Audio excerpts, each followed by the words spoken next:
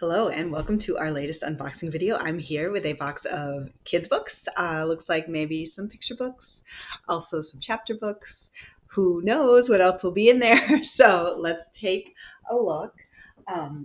The first one is a chapter book. This is part of the series Enola, Holmes, and the Black Brouche. And it looks like they have a different style of cover now, which maybe goes with the fact that it's now a Netflix series.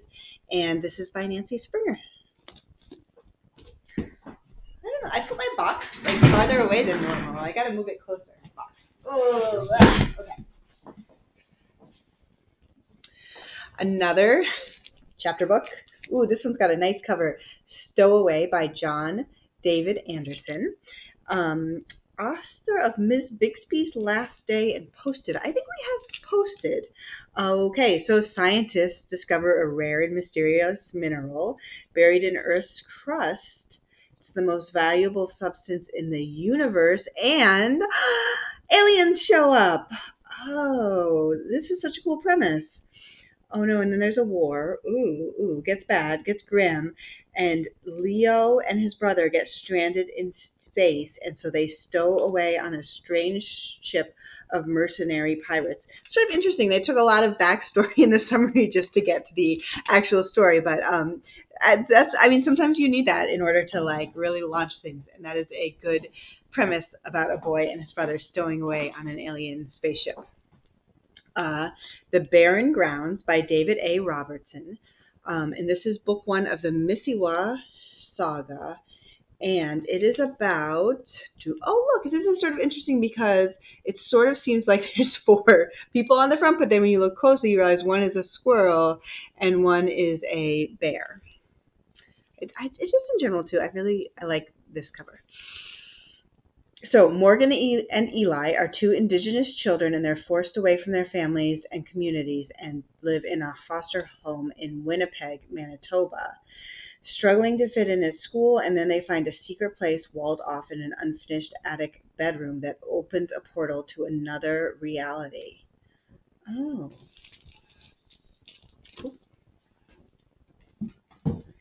Nick Stone, Fast Pitch. There's been a couple baseball books coming out recently.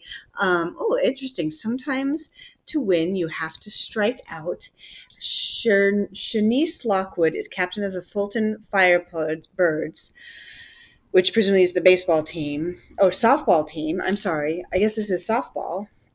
Life has thrown some curveballs. So it's an all-brown team. So they have to work twice as hard to prove that black girls belong in softball. And then she gets shaken when her great Uncle Jack reveals that a crime may have been a setup, and then the broken focus. And then she makes mistakes on the field. So it sounds like she has a lot going on in her life, and then that starts to affect her softball game. I would imagine, too, it's hard for a kid just to be captain of a team. Okay, When You Trap a Tiger. I really like the cover. I just have to ooh and ah over covers. And look, it's got the pretty Newbery medal. Oh, I haven't even been paying attention, I guess. This won the Newbery medal. That's a really big deal. It's by Keller. And when Lily and her family move in with her sick grandmother, a magical tiger straight out of her Halmoni's Korean folktales arrives, prompting Lily to unravel a secret family history. They stole something from the tigers. Her family stole something from the tigers, and the tigers want it back. That sounds really good. Okay, two more chapter books, and then we'll move on to picture books. So, sneak peek.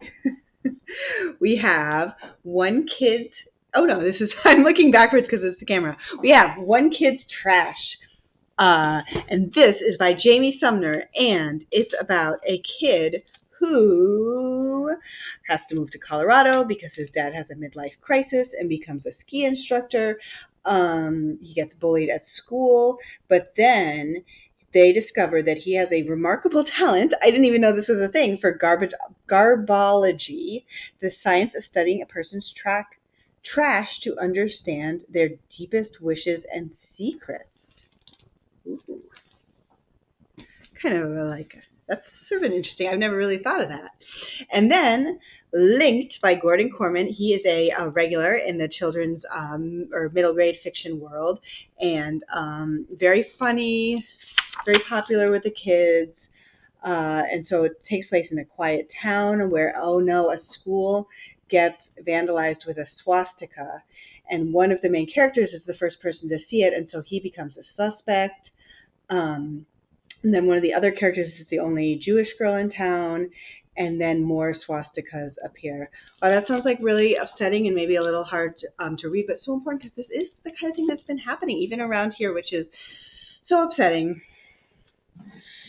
We have It's Perfectly Normal. This is actually a classic book, Changing Bodies, Growing Up, Sex, Gender, and Sexual Health, and this is just a replacement copy for our library. I don't have to show you the replacement, but it's just, I think it's fun to let everyone know, like, this was so important that we had to, which just stayed popular, and now we're getting another one. Dragons Are the Worst by Alex Willen. And I know there's a piece of paper in here. I don't know what that's about. Great cover, very active, interesting perspective cover. If you don't notice at first, this umbrella is totally burned out, which maybe is one of the reasons dragons are the worst. So it's about a goblin who is not a fan of dragons. Oh, it looks like the dragon has really big poop. And that's already a good sign for kids, because I know my kids, once you get to the poop, they're into the story. The Good, the Bad, and the Spooky, a Halloween book. And it looks like we have the Bad Seed here on the cover, one of our all-time favorite storybook characters. And sounds like they have sort of using those characters to create a Halloween story.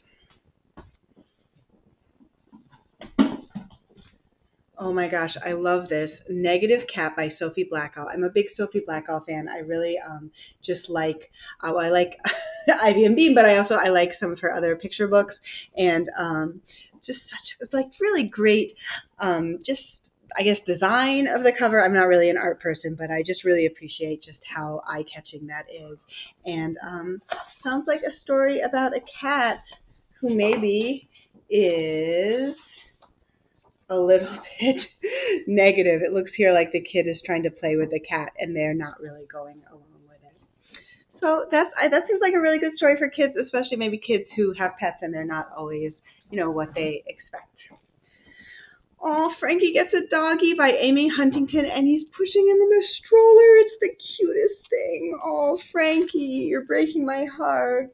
Oh, I just want to hear about Frankie. Oh my goodness. Look at that. Tomatoes for Neela by Padma Lakshmi and illustrated by Juana Martinez-Neal. We have another, this illustration is so familiar. I think we must have another book illustrated by her, and then Padma Lakshmi is like this super famous top chef TV person. So this looks like a story maybe from Padma Lakshmi's childhood or something, and about